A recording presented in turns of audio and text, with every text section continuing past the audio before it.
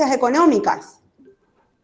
Muy bien. Bueno, buenos días. Vamos a empezar con la clase de hoy formalmente. Vamos a hablar del régimen financiero de la Constitución Nacional. El régimen financiero hace referencia concretamente a de dónde el Estado obtiene los medios para poder cumplir sus fines. Es decir, el Estado, decíamos nosotros en la unidad 1, que tiene fines, recordarán, ¿dónde estaban inscriptos principalmente los fines del Estado? En el preámbulo. En el preámbulo. Entonces, y uno de los fines, todos son importantes, pero uno de los fines principales, ¿cuáles eran? ¿Se acuerdan?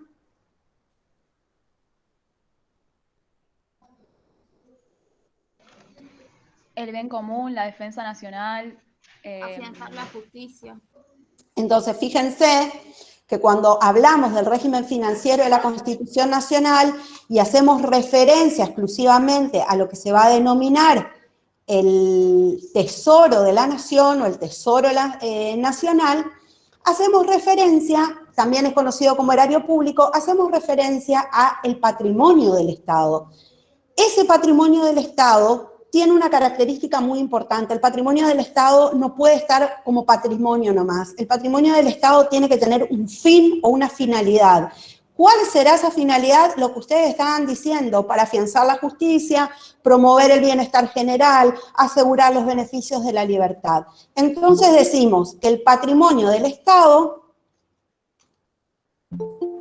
sirve para que él afronte sus gastos, ¿sí? ¿Qué gastos tiene el Estado? Tiene gastos de administración, tiene gastos de salud, de seguridad, de educación, de justicia. Estos son gastos ordinarios. ¿Por qué ordinarios? Porque son los gastos comunes y corrientes, como en una casa, ¿no es cierto? Hay gastos de todos los días. Necesitamos comer, necesitamos educarnos, necesitamos salud.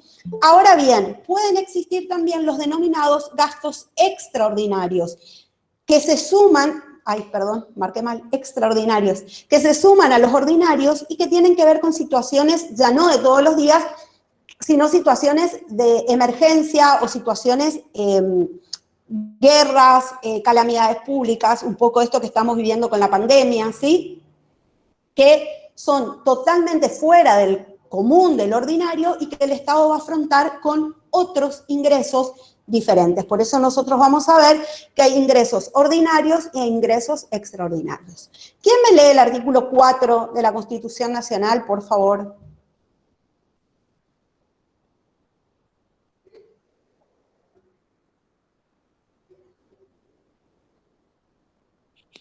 Bueno, profe. ¿Quién es yo? Dale, Ailén. Acordate que yo no los veo, tengo el power nomás acá en mi lista, así que... Bueno, artículo 4.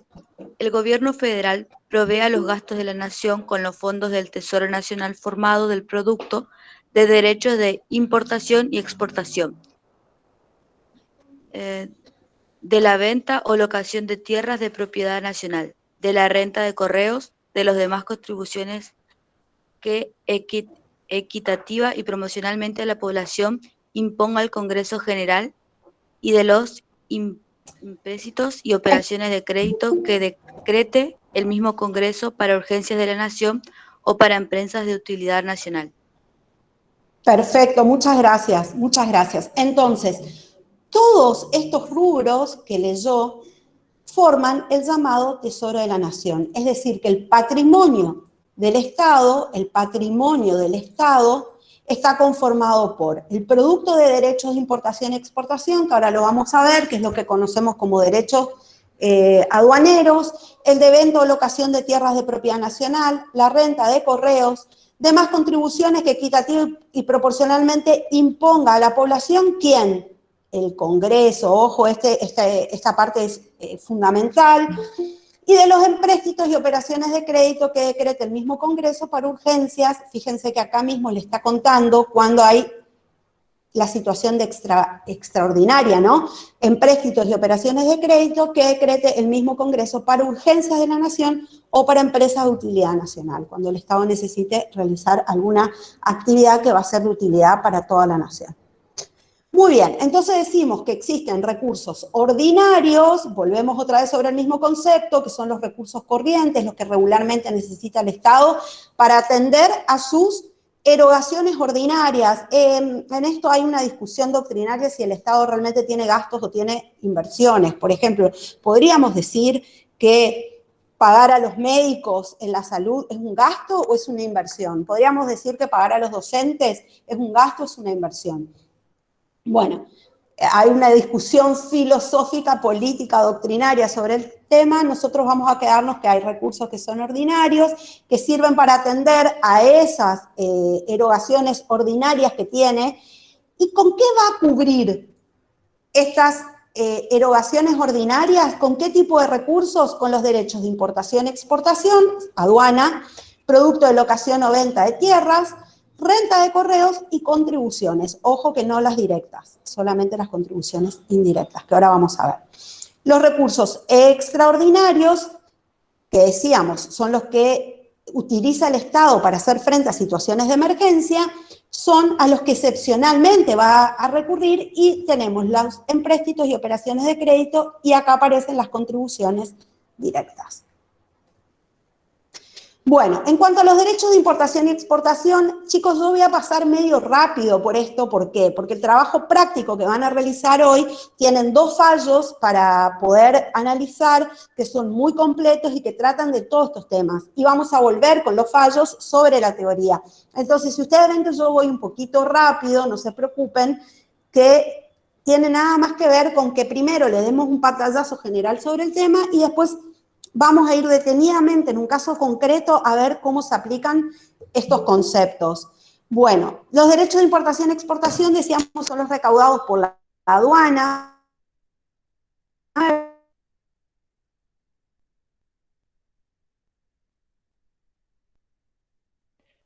Establece en aduana discusión con lo que decidió la provincia de Corrientes en cuanto a la obligación de pagar los 5.000 pesos, que son mensuales.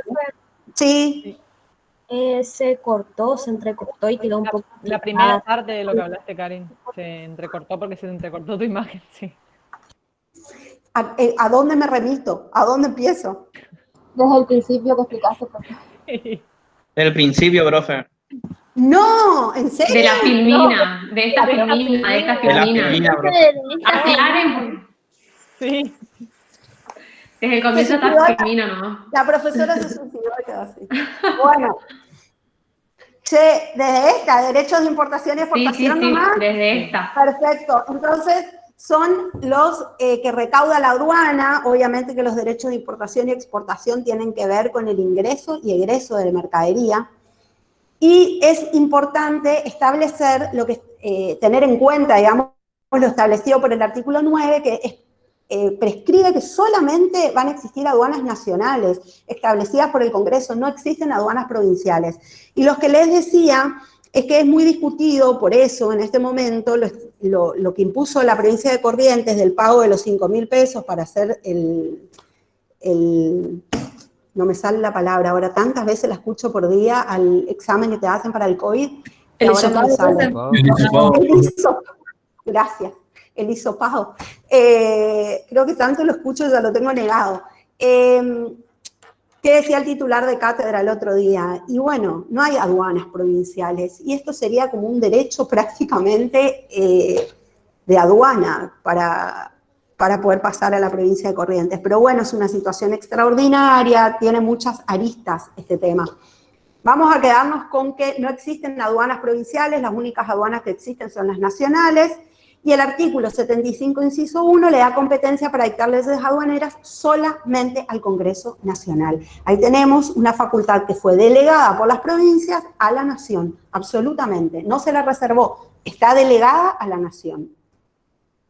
Venta y locación de tierras cuya propiedad corresponde a la Nación. Esto lo vamos a retomar nuevamente en la unidad 13, cuando veamos los bienes del Estado. Es importante entender que las tierras fiscales, bueno, después de fallos jurisprudenciales, se determinaron que las tierras fiscales ya no eran prescriptibles. ¿Qué significa esto? Ustedes vieron ya en Fundamentos de Derecho Civil y Comercial el instituto de la prescripción. ¿Se acuerdan que existía una prescripción adquisitiva y una prescripción liberatoria? La liberatoria era la que liberaba al deudor de sus obligaciones, pero la prescripción adquisitiva era la posibilidad que tenía una persona que si estaba instalada en un inmueble por más de 10 años con justo título, 20 años sin justo título, podía adquirir ese bien por el hecho de haber habitado en él, hecho contribuciones, hecho mejoras, haber pagado los impuestos, etc. ¿Se acuerdan de eso? Sí, profe. Perfecto. ¿Qué establece el régimen de derecho público sobre los bienes del Estado?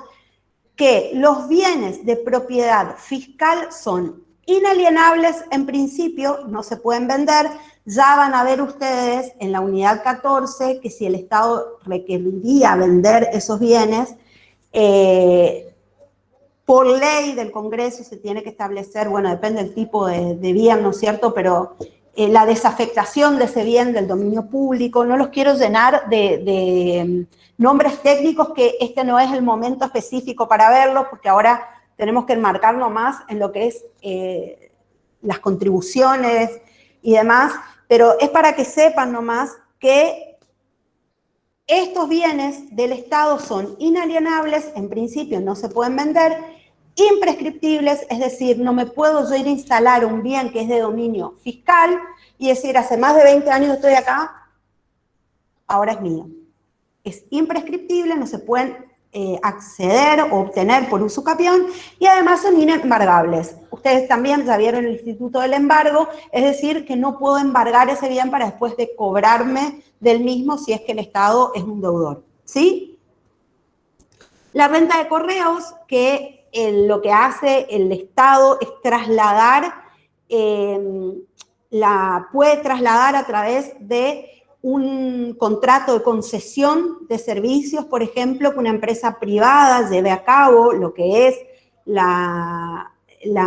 el servicio de correos, o también puede estar a cargo del Estado, como está en este momento. No me voy a meter en ese tema porque va a ser un problema político desde acá a la China, ponernos a hablar de lo que pasó con Correo Argentino. Así que actualmente Correo Argentino es, como dice ahí, Correo Oficial de la República Argentina, S.A., es del Estado Nacional, es la única empresa del Estado Nacional que se dedica a la actividad de correos, pero también compite con empresas privadas como por ejemplo Andriani y demás. Pero ¿de dónde obtiene el Estado los recursos? De Correo Argentino, no de las demás, ¿no es cierto? ¿Voy muy rápido o se me va entendiendo?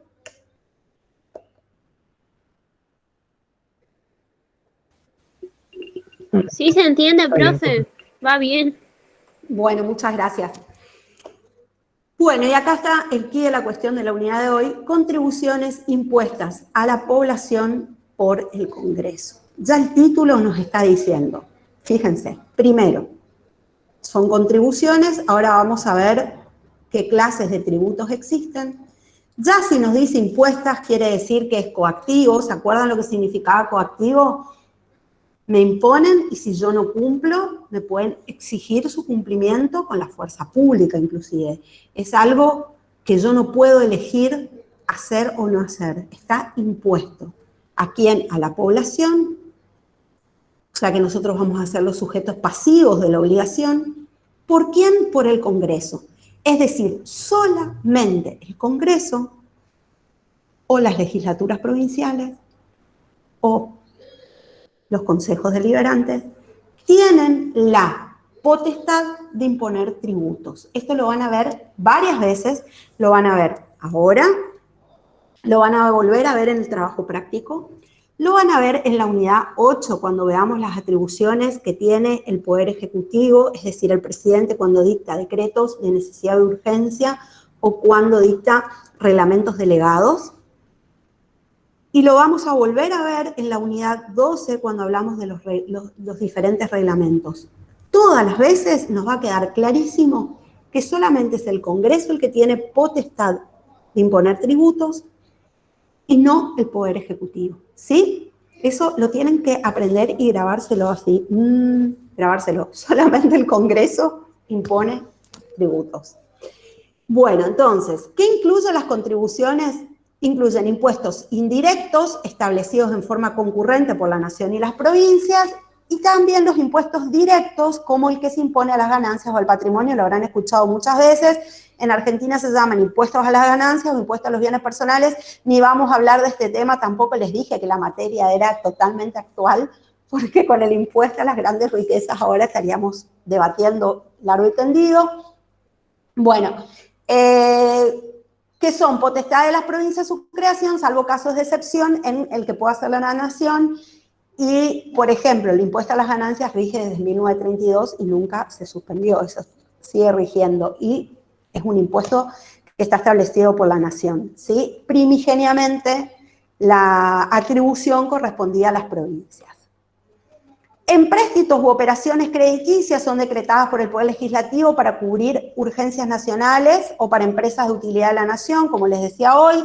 Son préstamos en dinero que recibe el Estado para financiar los gastos citados. Ni vamos a hablar también de esto, porque es otra situación absolutamente actual, como el presidente tuvo que cerrar el acuerdo con el FMI para poder pagar las deudas que tiene Argentina.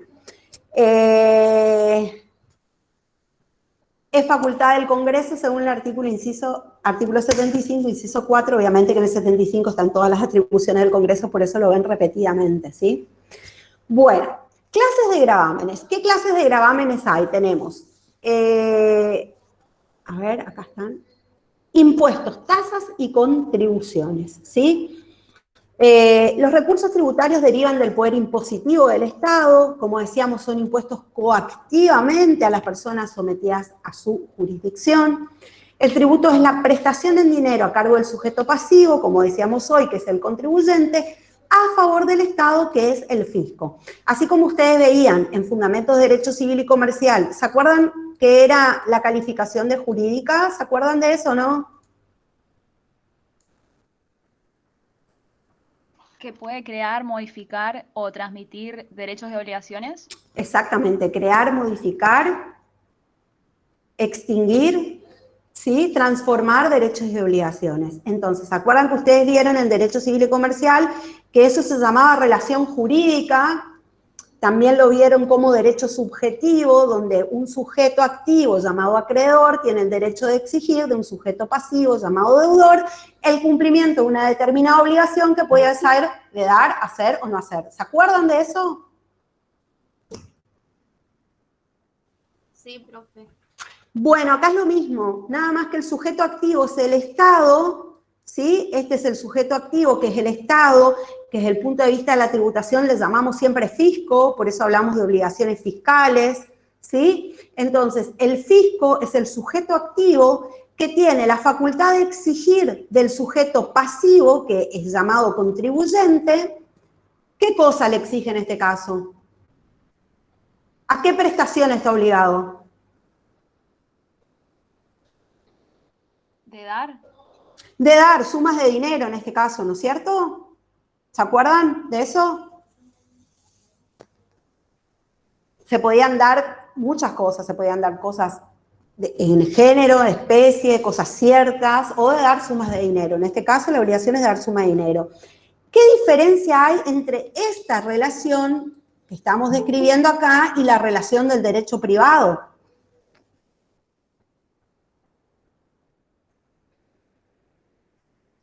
Piensen, piensen, piensen.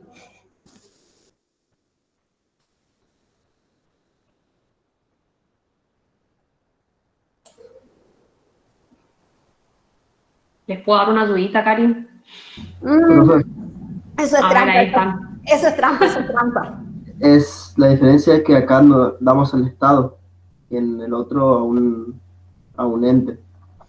Primera, esa es la primera diferencia, tal cual, que de este lado sí o sí está el Estado, sí o sí tiene que estar. En la relación jurídica privada podría estar el Estado, pero actuando como un sujeto de derecho más, ¿no es cierto? Por ejemplo, cuando el Estado te alquila un inmueble, pero acá sí o sí está el Estado. Y el Estado en esta relación que vamos a ver, ¿cómo actúa? Con superioridad. Esa Con superioridad, Imperium, ¿puede ser, profe? esa es la palabra, con imperium, esa superioridad iba a decir se llama imperium y Denise me ganó de mano. Es imperium, es decir, el Estado actúa acá con todo el poder que el Estado tiene. ¿Por qué? Porque el Estado no actúa para un interés individual del Estado, como por ejemplo alquilar un local para que funcione, qué sé yo, la dependencia del Ministerio de Salud. Acá actúa ¿para qué? Para recaudar. ¿Con qué fin? ¿Qué les dije al principio? Bien común.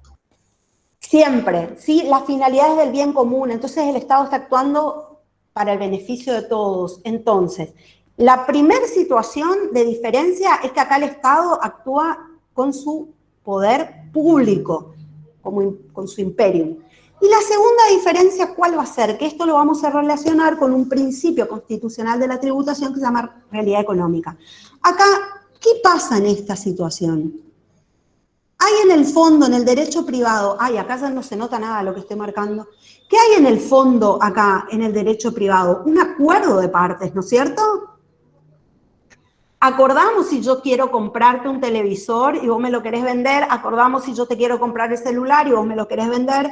Hay un acuerdo, hay un negocio jurídico que se arma por acuerdo de ambas partes, ¿sí o no? Sí, profe. Ahora, ¿qué pasa en esta relación, que va a ser después llamada relación económica en realidad? ¿Qué pasa en esta situación? En esta situación, si el Estado determina que acá hay lo que ustedes van a entender y aprender como hecho imponible, si acá sucede un hecho que la ley establece que obliga a la parte a pagar un impuesto, no importa si ustedes quieren o no quieren, no importa si ustedes deciden que sí o que no, ni tampoco acuerdan cuánto le van a pagar al Estado. Ustedes tienen que pagar y punto. ¿Se entiende eso, no? Profe, ¿cómo dijo que hay una ley imponible? No, hecho imponible. Hecho imponible. Hecho imponible. Fíjense, vamos a un ejemplo. Quiero un pizarrón. Vamos con personas reales, porque si no a mí me cuesta mucho llevarlo a cualquier lado. Estamos las tres profes. Estamos Karin, Hortensia y Ayelén. Vamos a hacer de cuenta que Ayelén es el Estado. ¿Sí? Convenimos que Ayelén es el Estado. Ustedes díganme si sí, porfa, porque estoy hablándole a la cámara que no me ve nadie. Bueno, resulta ser que Hortensia me quiere comprar mi casa. El acuerdo va a ser entre Hortensia y yo. Hasta ahí, fíjense, vamos a tener... Espérenme un ratito. Un ratito me esperan mientras están... Se nos va a ir el tiempo, no sé dónde, pero bueno. Hay cosas más importantes, chicos. Esperen, vamos a ver si puedo hacer esto un ratito. Les prometo, chicas, que lo otro rápido lo voy a pasar por arriba. Pero me parece que es súper importante que esto... No, tomate tu tiempo porque prefiero que entiendan bien ya.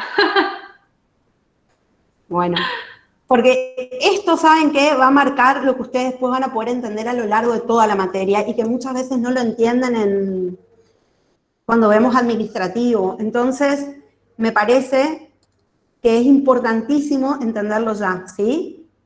Chicos, ¿ustedes me están siguiendo? Sí, profe. Sí, profe. Sí, profe.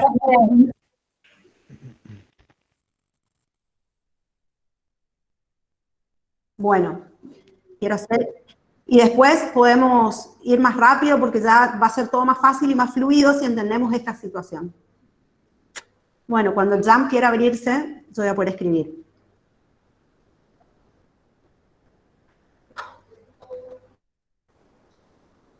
Y no quiere.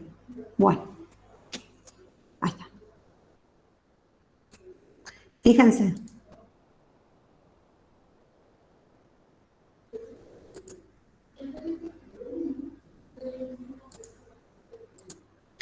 Bueno, decíamos que está Hortensia y estoy yo. Hortensia lo que quiere es comprarme mi casa, entonces Hortensia me va a pagar a mí una suma de dinero y yo le voy a entregar a Hortensia mi casita, ¿sí? Esta es una casita hermosa. ¿Qué relación hay acá? ¿Una relación de qué tipo? ¿Contractual puede ser? Contractual. ¿Es de derecho privado o de derecho público? Derecho privado. Privado.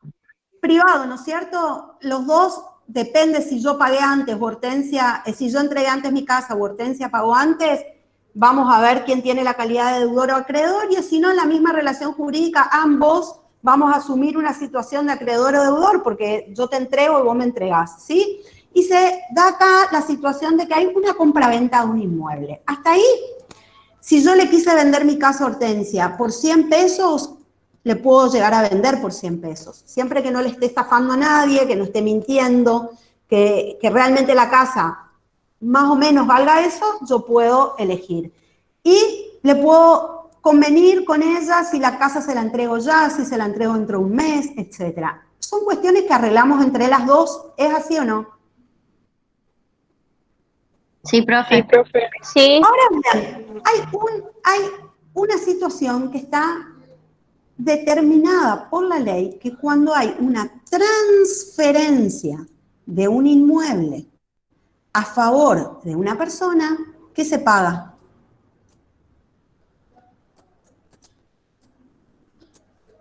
Un impuesto por la transferencia, creo, del inmueble.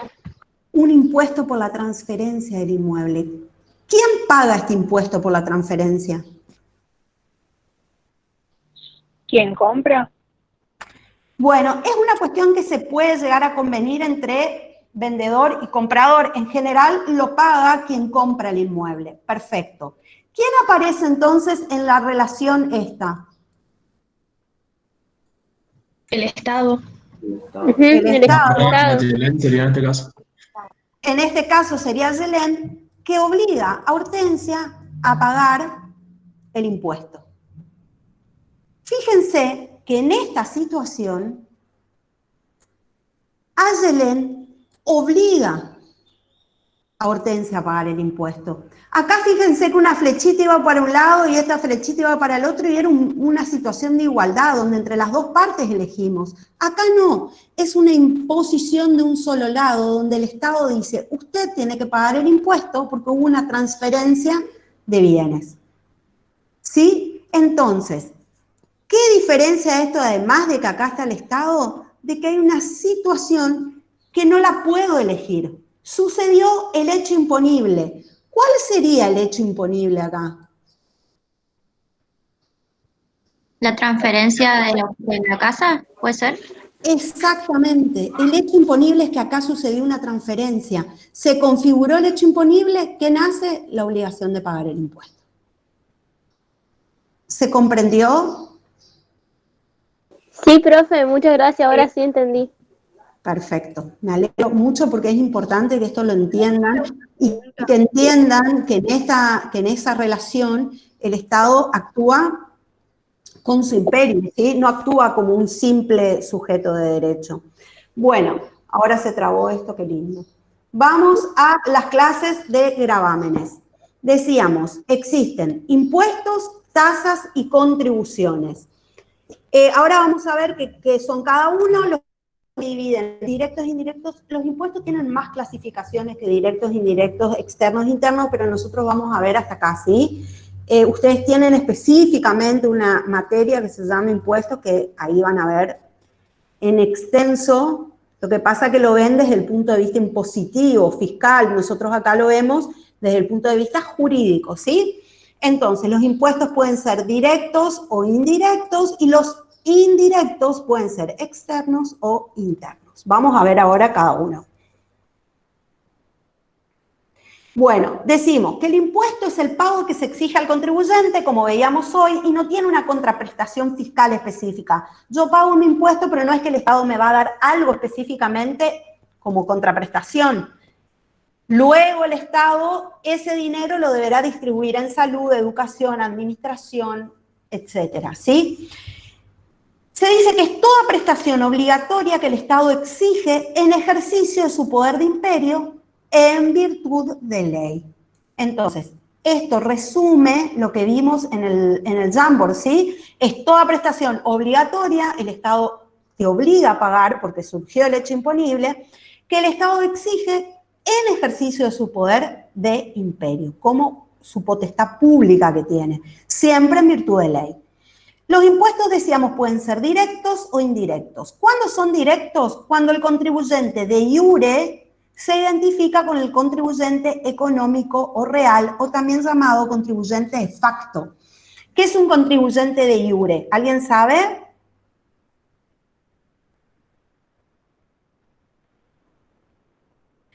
Es El que debe pagar, profe. ¿El qué? ¿De derecho? El que debe pagar. Es de derecho y es el que debe pagar. Pero, ¿qué significa concretamente en el que está bien las dos cosas que dijeron? Vamos a ponerlo en orden nomás. Es el contribuyente que la ley determina que debe pagar. Por eso es de iure. O sea, las dos lo dijeron bien, lo unimos. Es el contribuyente que la ley determina que debe pagar, que va a coincidir con el contribuyente que realmente después paga, ¿sí? Por eso hay una coincidencia entre el contribuyente de iure y el contribuyente de facto, de hecho. ¿Por qué? Porque el onus, es decir, la carga sobre la que pesa la obligación tributaria, no se puede trasladar a terceros, no se le puede trasladar a otra persona. Entonces, si yo soy gravada con el impuesto a las ganancias porque tengo un patrimonio que está establecido por ley, que excede determinado límite y debo pagar, yo ese pago no lo puedo trasladar a un tercero. No puedo decir que pague otro por mí, ¿sí? No puedo hacerle a otro pagar por mí. Soy yo la obligada a pagar. Entonces coinciden el impuesto a las ganancias o el impuesto a los bienes personales, el contribuyente de iure con el contribuyente de facto. Esos son los impuestos directos. Diferente es el impuesto indirecto, donde el contribuyente de iure, que es el que está determinado en la ley que debe pagar, realiza un traslado a otra persona que en realidad es la que termina pagando, que nosotros lo conocemos y ustedes lo conocen porque lo han visto en Fundamentos de Derecho Civil y Comercial, llamado consumidor final, ¿sí? El consumidor es el que termina pagando impuestos como el IVA, impuestos al tabaco, impuestos a las bebidas. ¿Por qué? Porque la persona que la ley determina, el de iure, no es el que paga es otro, un tercero, ¿sí? Entonces, yo comerciante compro, qué sé yo, comercio, papelería. Compro un montón de papeles. Por eso hay que pagar un IVA, impuesto al valor agregado. No lo pago yo, comerciante, lo traslado al precio. Entonces, muchas veces han escuchado, seguro, en algún momento, que el comerciante les dice, si me pagás en negro, te descuento el IVA. O sea, si vos me pagás y yo no te tengo que hacer una factura, yo te descuento el 21% que le agrego a la mercadería para poder trasladar justamente el impuesto, ¿sí? Estos impuestos indirectos pueden ser externos, que son los derechos de exportación e importación, son los derechos que decíamos hoy, grava el paso de mercaderías y productos a través de las fronteras argentinas, son llamadas las tarifas aduaneras o el derecho aduanero, y los internos, que son los llamados impuestos al consumo. ¿Hasta acá alguna pregunta? Si no, vamos con las tasas. Profe. ¿Sí? Yo los indirectos no entendí mucho.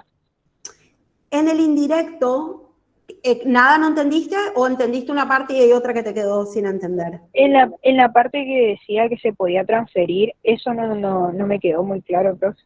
Claro, es así, mira.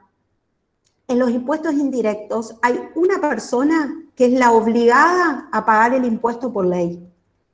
¿Sí? Es esta persona la que está obligada. En general es el comerciante, el industrial, el productor, ¿sí? Pero esta persona, en vez de pagar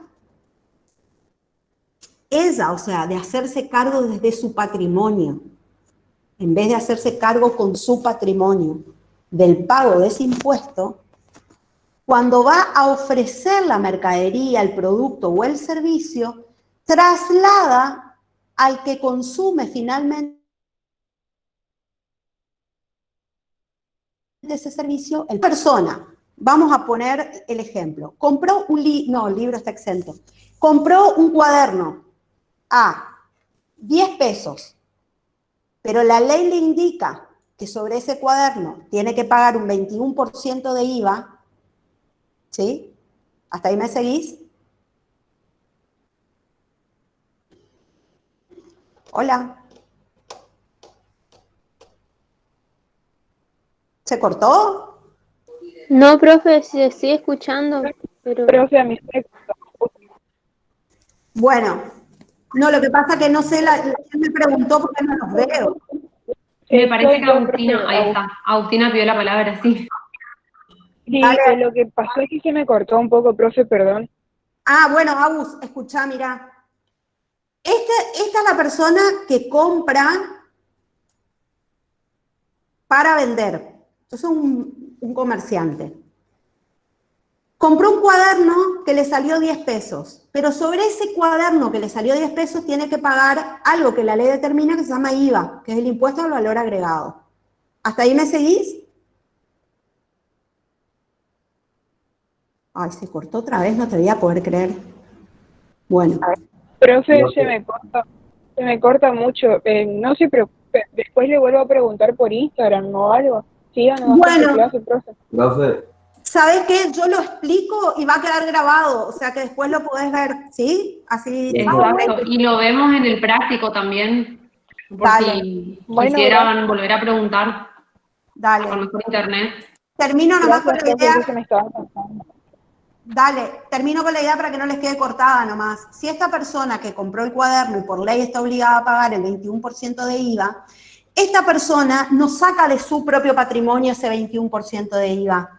Cuando lo va a revender a ese cuaderno, le agrega al precio al que va a vender el cuaderno ese 21%. Entonces, en definitiva, el consumidor final, que es el que va a adquirir el cuaderno, va a pagar el precio del cuaderno más el 21% de IVA, más la ganancia que le quiera agregar el comerciante. ¿Sí?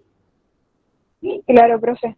Profe, lo otro que le estaba por preguntar era, ¿esto solo se da cuando es así en relación de comercio o puede ser en otra oportunidad? No, yo lo estoy poniendo nomás en este ejemplo para que sea más sencillo. No, ¿Está? Ustedes van a poder, Sí, nosotros no tenemos un código tributario nacional.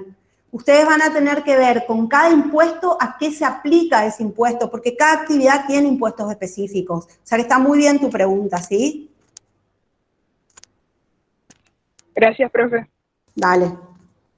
Bueno, otra clase de gravámenes son las tasas. Las tasas ya, a diferencia de los impuestos, hay una contraprestación específica que favorece al contribuyente.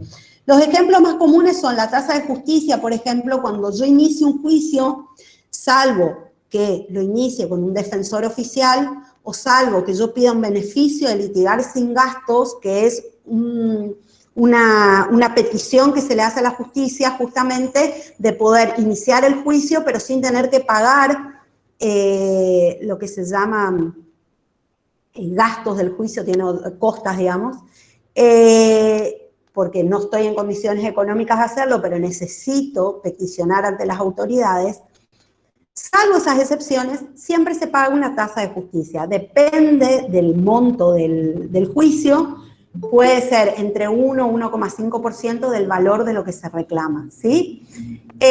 Tasa de obras sanitarias, tasa de inscripción de actos jurídicos, tasa por servicios aduaneros, cuando uno entra o sale del país también te cobran una tasa, ¿sí? Entonces, la diferencia entre la tasa y el impuesto es que en la tasa hay una contraprestación que favorece al contribuyente. Y por último, la contribución, que es para situaciones extraordinarias.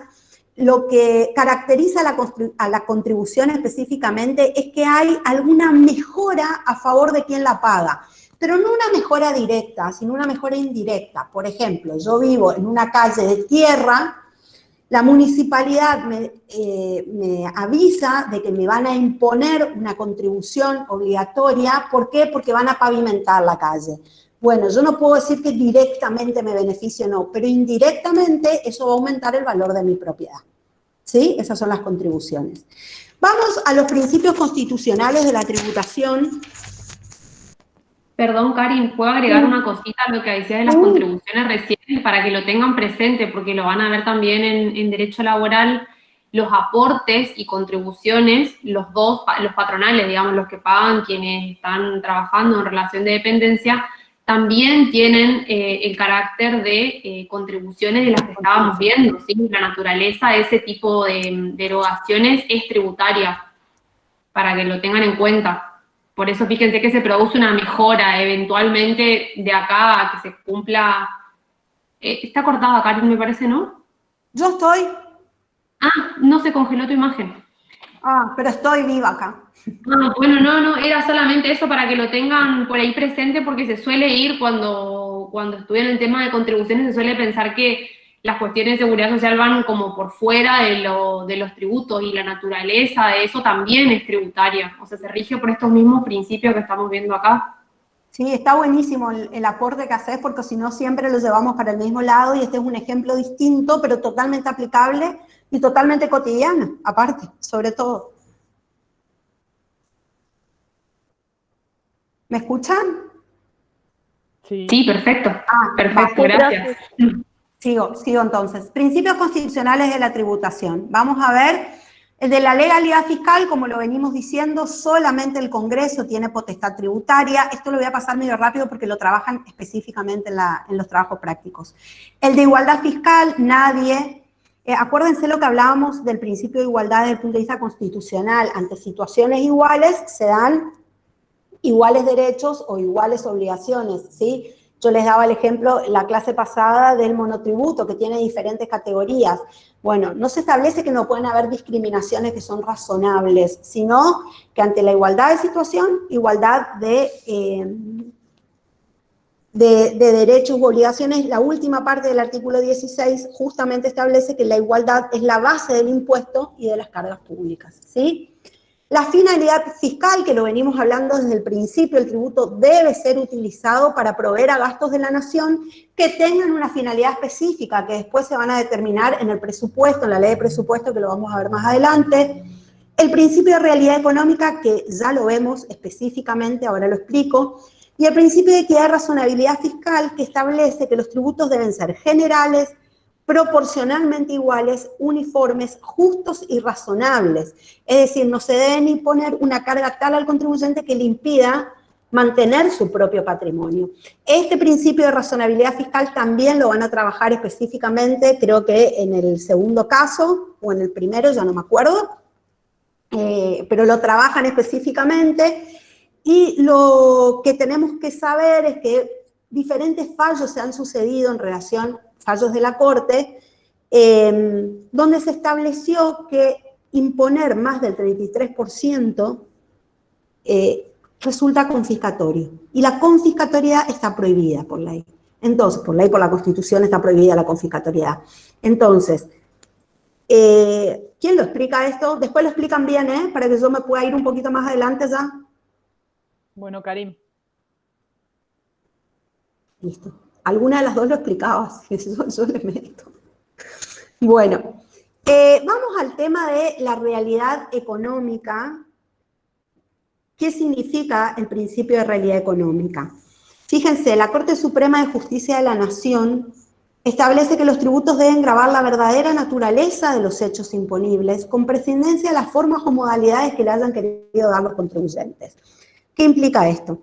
Bueno, cuando estábamos repasando hoy con las profes la clase, digamos, y las cuestiones técnicas, Ayelén me decía qué importante que los chicos se den cuenta que cuando hablamos de fuentes y hablamos de la jurisprudencia, cómo la producción que tiene la Corte Suprema de Justicia de la Nación mediante el dictado de fallos, fíjense, acá está la Corte, antes ya vimos la Corte, cómo los fallos de los tribunales realmente son fuente de la legislación. Hay veces que no hay legislación y son aplicaciones jurisprudenciales, o sea, directamente es el tribunal el que determina No es que no hay, es que no se sabe específicamente cómo se debe aplicar la ley. Hay leyes contradictorias, esto lo hemos visto desde el principio de la materia. Y Ayelén lo que me decía, remarcarle a los chicos y hacerles acordar lo importante que es la fuente de la jurisprudencia dentro de lo que es nuestro derecho constitucional, donde es la Corte la que marca la prohibición de que sea grabado más del 33% del patrimonio, porque si no se va a considerar que es confiscatorio. Esto no está en ninguna ley, no está en la Constitución.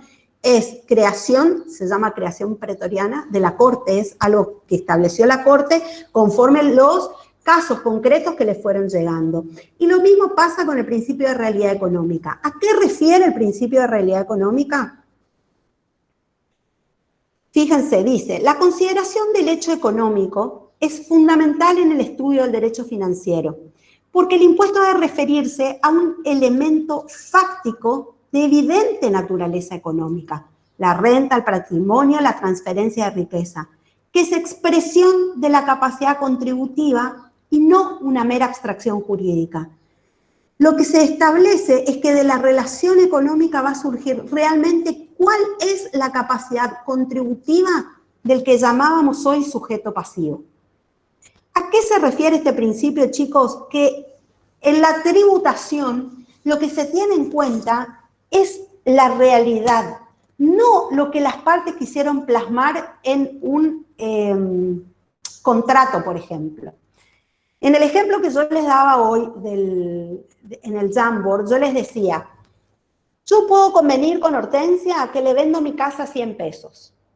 Pero ahí hay toda una situación, porque si mi casa no vale 100 pesos realmente, ¿qué estoy haciendo en relación a los impuestos que después hay que pagar para esa transferencia? ¿Qué les parece que estoy haciendo? Fraude. Podría ser un fraude, tiene otro nombre desde el punto de vista impositivo, más cercano.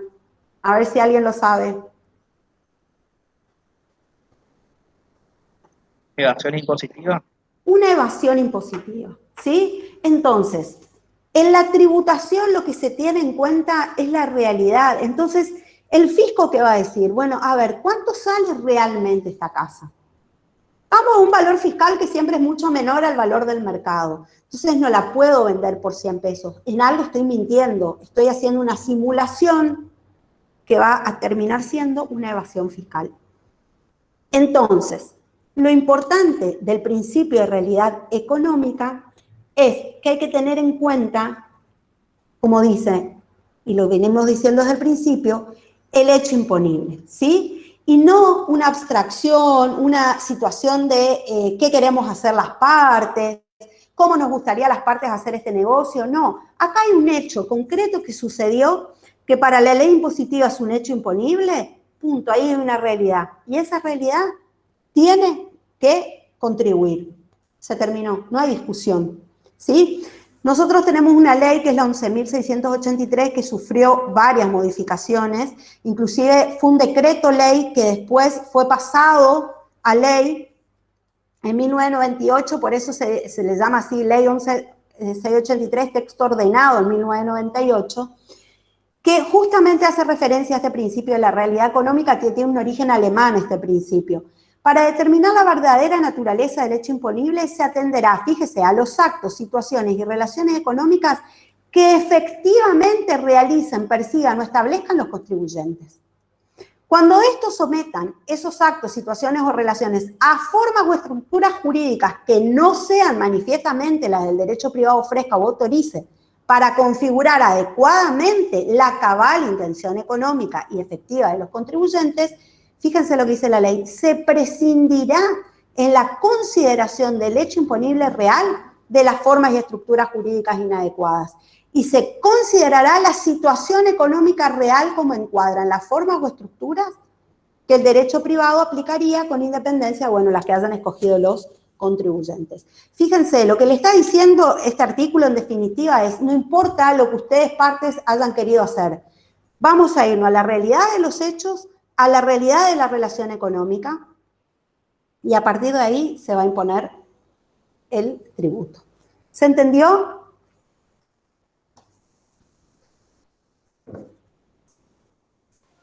Profe, Sí. no sé si va al caso, pero por ejemplo, si yo quiero vender mi casa, Sí. por ejemplo, a la profe, y yo le digo está 100 pesos, pero no vale eso, ¿quién determina eso? ¿Cuál sería el hecho acá imponible que tiene que ir a mirar, digamos, de cuánto está el precio? Y la transferencia, en general, si vos sos chiquitito y es una sola cosa la que vos estás vendiendo, AFIP no se da cuenta. Pero si no, investigan. Ah, entiendo. Gracias, profe. De nada, sigo entonces. Vamos a hablar de lo que es la doble imposición. Si bien no está específicamente en el programa, pero lo van a escuchar y es importante que sepan desde el punto de vista jurídico qué se entiende por doble imposición. ¿Cuándo hay doble imposición? Cuando un mismo sujeto, idéntico sujeto, sea gravado por gemelas circunstancias fácticas. Es decir, cuando a una misma persona se le impone 2 veces el mismo impuesto por el mismo hecho. Por ejemplo, en este caso de la transferencia, tengo que pagar un impuesto nacional para la transferencia y un impuesto provincial para la transferencia, cuando el hecho imponible es exactamente el mismo y el sujeto obligado es también exactamente el mismo. La Constitución Nacional, al establecer que tanto las provincias como la nación pueden recaudar sobre todo los impuestos indirectos como una facultad concurrente, en principio no estaría estableciendo una prohibición de la doble imposición, ¿sí? Es decir, que podría ser hasta constitucionalmente válido que haya una doble imposición. Sin embargo, hay provincias como Chaco, Neuquén y creo que era Chubut, que establecen la prohibición de la superposición impositiva. Por ejemplo, ¿alguien tiene la Constitución del Chaco para leer el artículo 61, por favor?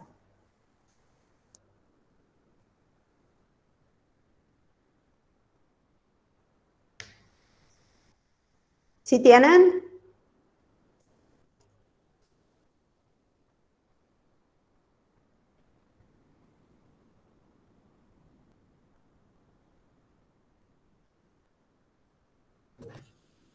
¿Estoy o me fui?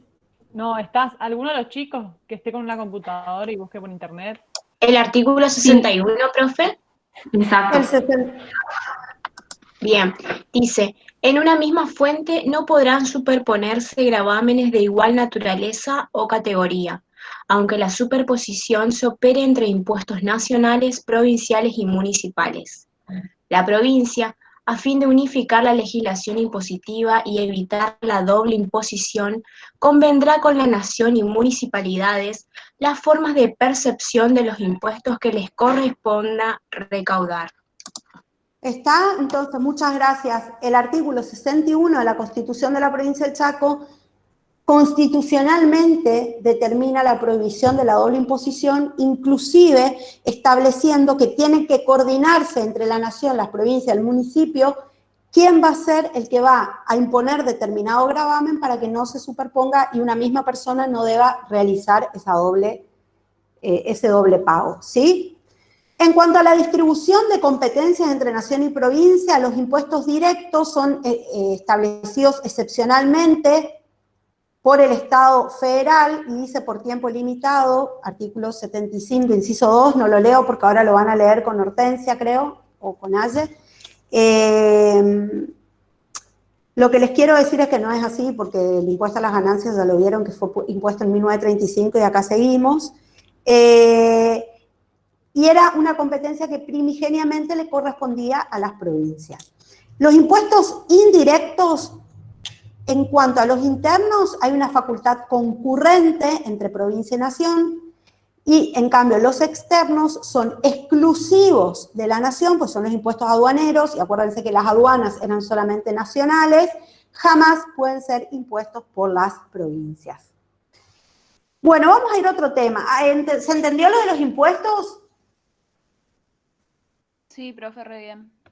Sí, profe. Bueno, antes de empezar con los convenios de coparticipación, porque me escriben también en Instagram al mismo tiempo que el celular me suena, los chicos que están de una sola cuenta porque tuvieron que entrar juntos o lo que sea, me ponen presente el nombre de cada uno, ¿sí?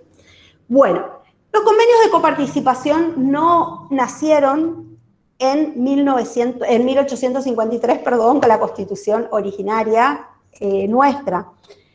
son convenios que van a nacer con la reforma de 1994, donde se establece justamente la necesidad de que haya convenios entre la nación y las provincias para que se coparticipen los impuestos. Es decir, lo que recauda la nación, que ahora vamos a ver de qué se trata, tiene que ser repartido entre las diferentes provincias.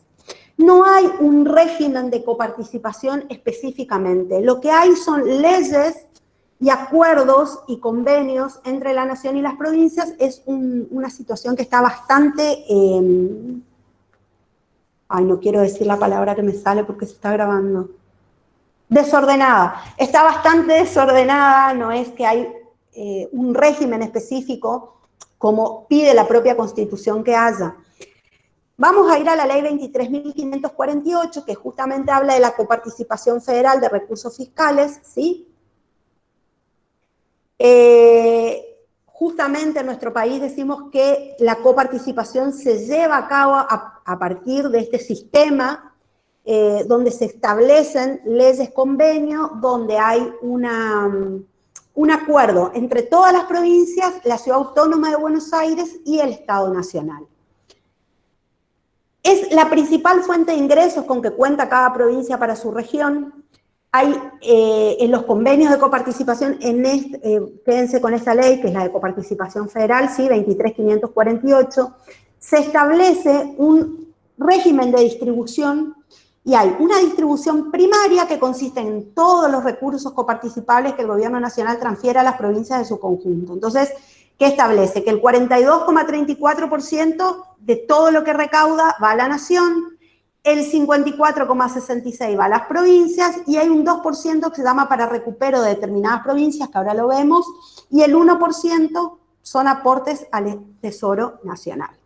Esa es la distribución primaria que es general, por monto general, 42,34 a la nación, 54,66 a las provincias, el 2 para recupero de determinadas provincias que son las provincias petroleras y provincias como Buenos Aires, por ejemplo, porque tienen determinados privilegios, porque también tienen determinados ingresos que el resto de las provincias no tenemos, y el 1% al tesoro, aporte del Tesoro Nacional. Y acá está la distribución. Profe, pregunta. Sí. ¿Por qué es con decimales el porcentaje ese? No entiendo la pregunta. ¿Por qué es 42,50 y pico en vez de poner 42 nomás y chau? ¿Por qué es con decimales? Mirá, la respuesta la vas a encontrar en el artículo 75, inciso 2, que yo no lo leí porque lo van a leer con las chicas, pero fíjense, dice, una ley convenio sobre la base de acuerdos entre la nación y las provincias instituirá regímenes de coparticipación garantizando, la distribución entre la nación, las provincias y la Ciudad de Buenos Aires se efectuará en relación directa a las competencias, servicios y funciones de cada provincia. Entonces, depende de lo que cada provincia también aporta, no es un número fijo. Depende de la densidad poblacional, depende de los aportes que la provincia haga. Por ejemplo, hay provincias que con el tema petrolero hacen ingresar a la nación un montón de plata que el Chaco no hace ingresar. ¿Me explico?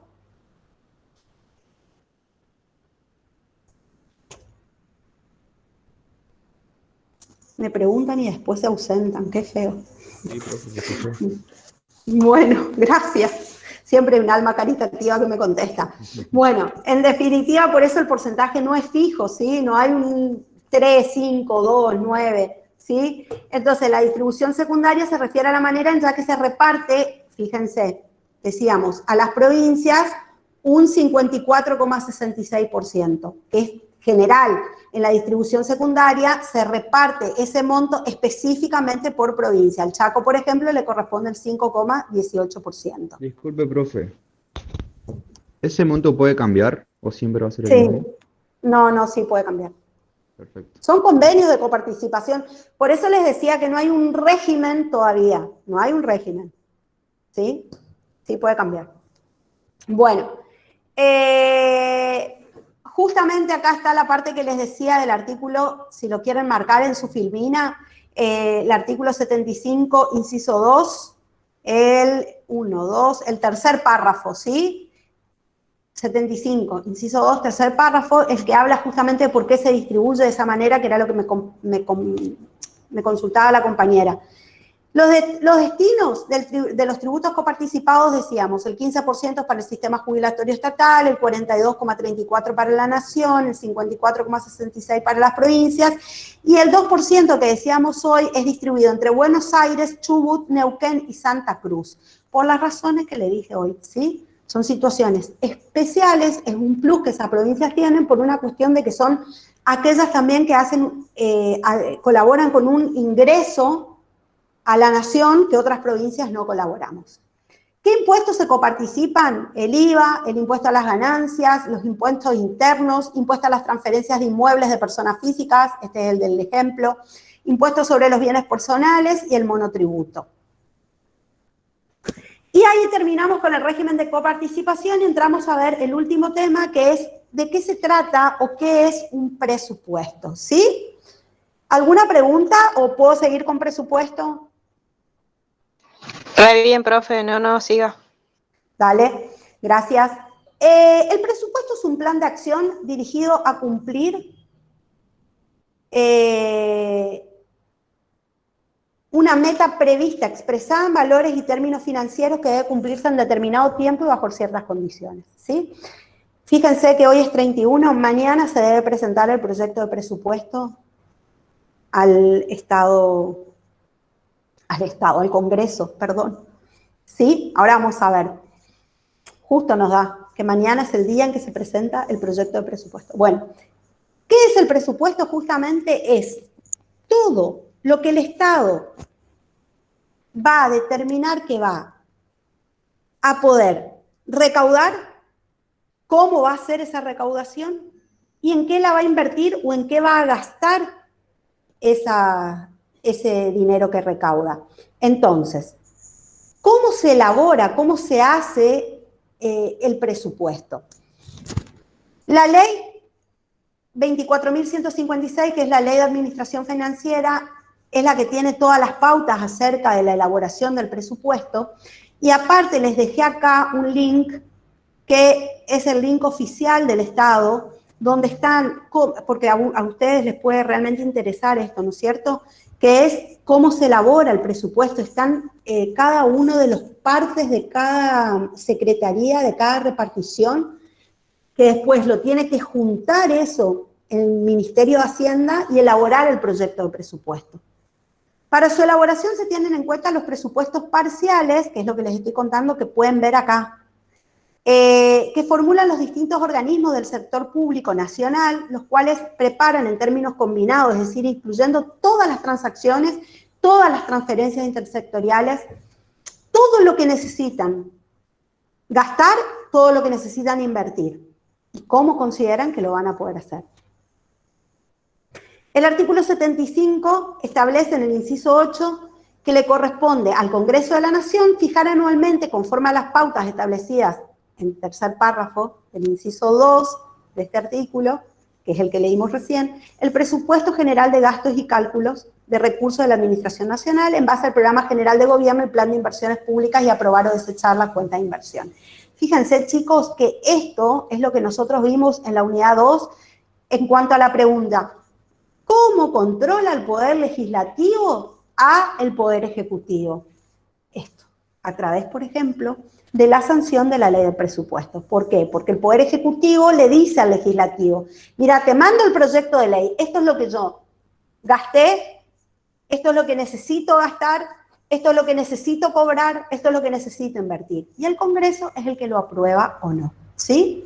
Le corresponde al jefe de gabinete de ministros de la Nación enviar al Congreso los proyectos de ley de ministerios y de presupuesto nacional previo al tratamiento que se hace de ese proyecto en acuerdo de gabinete y aprobación por parte del Poder Ejecutivo. Es decir, el Poder Ejecutivo, que tiene sus diferentes ministerios, que a su vez tienen sus diferentes secretarías, reparticiones y demás, cada una de ellas elabora el presupuesto parcial de su organismo, lo presenta al Ministerio de Hacienda, el Ministerio de Hacienda hace el presupuesto global de todo lo que es la Administración Pública Nacional, lo presenta al presidente y el presidente, el jefe de gabinete y todos los ministros deben aprobar ese proyecto. Ese proyecto de ley tiene que ser presentado por el jefe de gabinete el 1 de septiembre de cada año. ¿A dónde? A la Cámara de Diputados. ¿Sí? La Cámara de Diputados es la primera que debe dar tratamiento al presupuesto nacional. ¿Por qué? Porque es la Cámara que representa a todos.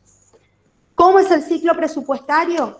Justamente, el proceso presupuestario se extiende antes de ser convertido en ley y hasta después de finalizar. ¿Por qué? Porque está la preparación, como decíamos, a cargo del Ejecutivo, pero específicamente les decía, el Ministerio de Hacienda, y que en realidad no es que el Ministerio de Hacienda dice, ay, hoy vamos a gastar tanto. No, recaba toda la información que les estaba explicando.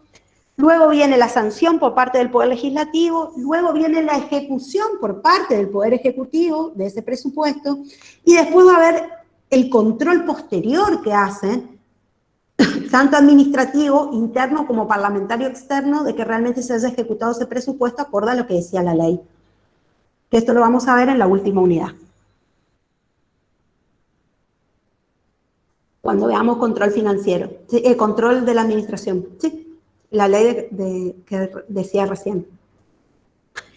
Bueno, la elaboración, decía hoy, es el poder que conoce con mayor precisión las características, por eso está el Poder Ejecutivo a cargo de la elaboración del presupuesto.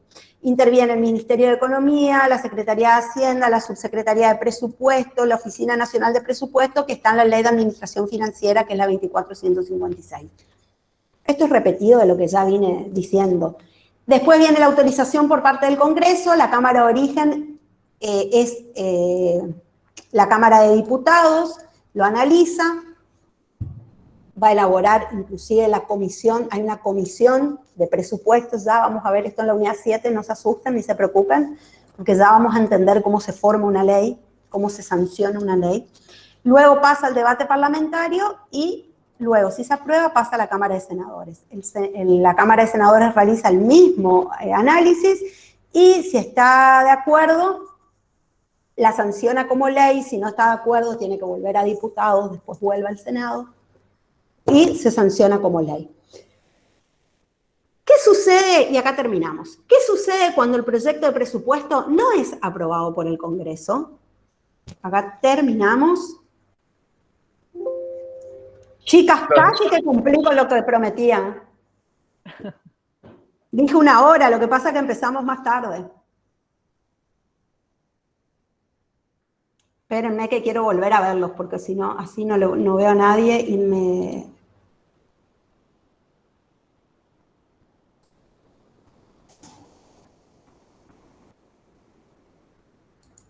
Cuando mi máquina quiera hacer lo que quiere. Vamos a hablar de mientras, porque si no vamos a perder mucho tiempo. ¿Qué pasa cuando el presupuesto no es aprobado por el Congreso?